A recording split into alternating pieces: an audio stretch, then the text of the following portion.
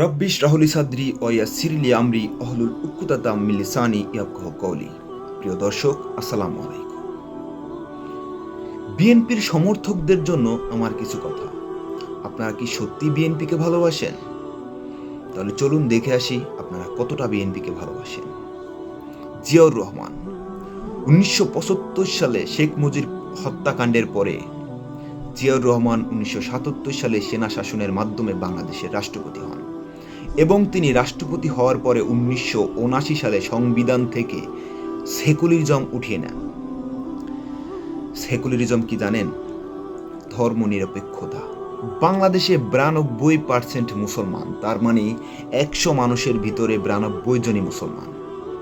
সেইখানে সংবিধানের ভিতরে ইসলামের ছিটাফোঁটাও ছিল না। এইটা জিয়াউর রহমানের মোটেও পছন্দ হয়নি।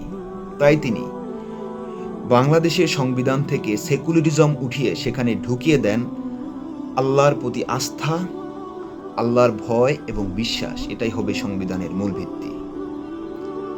এক আল্লাহকে কতটা ভালোবাসতেন জিয়াউর রহমান। এবং বাংলাদেশের মাদ্রাসা শিক্ষাকে স্বীকৃতি দেন। রেডিও টেলিভিশনে কোরআন তেলাওয়াত এবং ধর্মীয় আলোচনা চালু করেন এবং তিনি ওআইসির সাথে যুক্ত হন। ওআইসি হচ্ছে ইসলামিক কনফারেন্স। বাংলাদেশে ইসলামী ঐক্যর সাথে সকল মুসলিম রাষ্ট্রের সাথে কানেক্ট হন জিয়াউর রহমান এবং তিনি রাষ্ট্রে ইসলামী প্রতিষ্ঠান দেওয়া এসব কাজে রাষ্ট্রীয়ভাবে সহায়তা করেন। জিয়াউর রহমান ১৯৭২ সালে বঙ্গবন্ধু শেখ মুজিবুর রহমান যখন বাংলাদেশের ইসলামী দলকে নিষিদ্ধ করেন, জামাতে ইসলাম সহ বিভিন্ন ইসলামিক দলকে নিষিদ্ধ করেন, তিনি সেই ইসলামী দল থেকে নিষেধাজ্ঞা তুলে নেন এবং বাংলাদেশে তাদেরকে স্বাধীনভাবে ইসলামী আলোচনা, ইসলামী রাজনীতি করার সুযোগ করে দেন জিয়াউর রহমান। এবং তিনি দুর্ভাগ্যবশত যখন তিনি ১৯৮১ সালে সেনা বিদ্রোহের মাধ্যমে চট্টগ্রাম সার্কিট হাউজে হত্যাকাণ্ডের শিকার হন, তখন তার সুটকেজে পাওয়া গিয়েছিল একটি কোরআন শরীফ, একটি তসবিহ, জায়নামাজ এবং কিছু ইসলামিক বই। তার মানে বুঝতে পারেন, একজন রাষ্ট্রপ্রধান, তার সুটকেজে ছিল কোরআন শরীফ, তার মানে তিনি অবসর টাইমে কোরআন তেলাওয়াত করতেন। তার সুটকেজে ছিল জায়নামাজ, তার মানে তিনি নিয়মিত নামাজ আদায় করতেন। এবং তার সুটকেজে পাওয়া গেছে তসবিহ, তার মানে তিনি আল্লাহর জিকির করতেন। পাওয়া গেছে ইসলামিক বই, তার মানে তিনি ইসলামিক বই পড়ে নিজের জীবনকে ইসলামিকভাবে পরিচালনা করতে চেয়েছিলেন।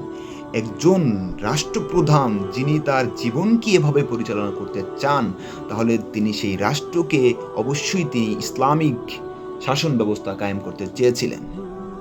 কিন্তু তিনি ওইভাবেই ধাপে ধাপে আগাচ্ছিলেন। তার যে সিদ্ধান্ত এটাই বলে। এবং তিনি যদি বেঁচে থাকতেন, হয়তোবা এই বাংলাদেশ আরও আগে ইসলামী শাসন ব্যবস্থা কায়েম হতেন। এখন কথা হচ্ছে, যারা বিএনপি করেন, আপনারা বিএনপির কি আদর্শ ধারণ করেন? যেই ব্যক্তি এই বিএনপির প্রতিষ্ঠাতা, যে এই বিএনপিকে জন্ম দিয়েছে, তার কি আদর্শ আপনারা ধারণ করেন? জায়নামাজ আছে আপনাদের কাছে, তসবিহ আছে, কোরআন শরীফ আছে, ইসলামিক বই, ৫ ওয়াক্ত নামাজ আদায় করেন, নিয়মিত জিকির করেন, কোরআন তেলাওয়াত করেন। জিয়াউর রহমান ছিল এটা, আর আপনারা হলেন এটা। তাই আমি বলি বাংলাদেশে বিএনপিকে যে আপনারা, এই বাংলাদেশ ৯২% মুসলমানের দেশ, এখন আপনারা সকল মুসলমান মিলে এবং সকল মুসলিম দল মিলে ঐক্য হয়ে এই বাংলাদেশে ইসলামী শাসন ব্যবস্থা কায়েম করুন। তাহলে ইহকালও আপনাদের থাকবে, পরকালও থাকবে। শুধু এই ইহকাল নিয়ে পড়ে থেকে জিয়াউর রহমানের আদর্শ করে, জিয়াউর রহমানের আদর্শ ধারণ না করে আপনারা তাকে ধারণ করতেছেন না, কিন্তু বলতেছেন যে আমরা জিয়াউর রহমানের আদর্শ ধারণ করি। এটা এক কথা, জিয়াউর রহমানের সাথে প্রতারণা করা হয়। চলুন আমরা বাংলাদেশের 99% মুসলিম দেশে সবাই এক হয়ে ইসলামী শাসন ব্যবস্থা কায়েম করি। আসসালামু আলাইকুম।